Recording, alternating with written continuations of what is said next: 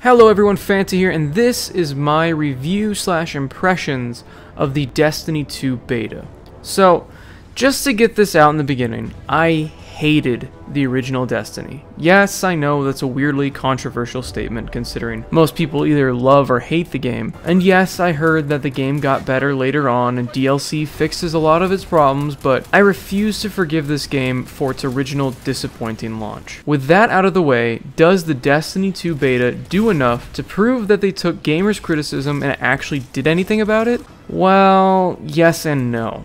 The gameplay and graphics and the way the story progresses all feel the same, but it does seem like they have listened due to the improvements and many of the aspects I originally had a problem with in the first game. After playing through the 20 to 30 minute story section of the beta, it was clear that Bungie is actually going to tell us what the hell is going on instead of leading us on with vague mentions of a story that took place before the game from a guy that could tell you but doesn't. This time there is a clear antagonist named Gaul, who kicks the crap out of your main character and steals the Traveler from the Guardians, making them mortal again. Everything about this setup is already a huge improvement over the original game. It actually makes me ask questions and want to find out what happens. Who's Gaul? Why does he hate humans? Where is he from? How does mortality play a role in the story? I'm hoping that this game will actually answer these questions instead of leaving them all open-ended like the last game. Along with the story improvements, the environments that you encounter in the level felt more alive. The last game felt like the old occupants had been gone for centuries, whereas in this game I encountered a group of people huddled in a room for safety and a robot that was whistling away while mopping up blood from a previous battle. These little additions make a huge difference and made me have flashbacks of Halo campaign. That's a really good thing. Besides the story part of the beta, there were 3 more modes available for players to try. The first mode I tried was Control, the domination style PvP where teams fight to control the 3 flags until the score limit is reached.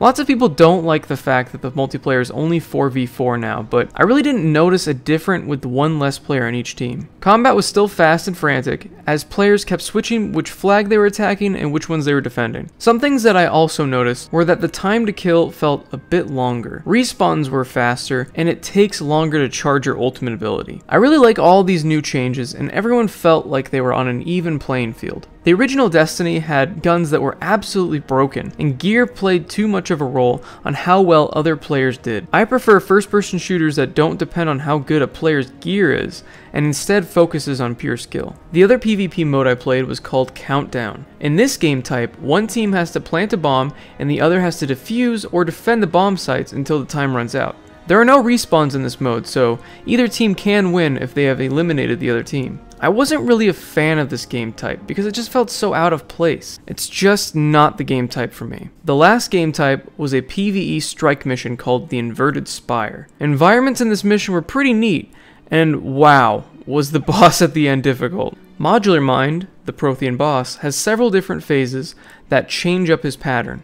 After completing each phase, the floor disintegrates below you, and you have to time your jump just before you slam into the ground and take massive damage. You must not only avoid the ground as he's setting it on fire, but you have to deal with him shooting at you and spawning enemies. I didn't enjoy this strike too much, but that may have been just because the extra player didn't have a mic. A few other things I want to mention are the new abilities that each class has.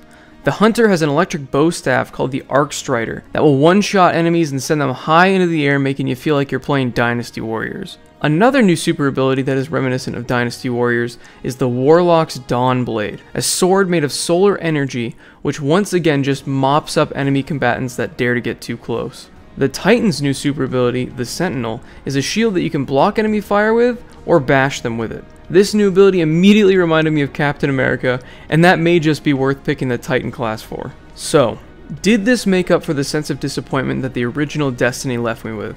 Yes and no. On one hand, it's nice that they are adding in a real story, but I'm worried about how much future story will be locked behind a DLC wall. Everyone that either loved Destiny from the beginning or went back and enjoyed it always tell me that the game is so much better now and that the story is really interesting if I pick up the DLC. And that makes me uncertain as to whether or not I should just wait for the Game of the Year edition instead. Even if this game fixes all the problems of the previous installments, will it convince me that it is worth picking up day one? I'm still not sure. If you were to take anything from my impressions of this beta, it is that I was originally at a firm no, and now sitting at a maybe. Thanks for watching, everyone. If you guys liked the video, definitely leave a like down below. Subscribe if you want to see more content from me. And comment down below whether or not you'll be picking up Destiny 2. Have a fantastic day. See ya.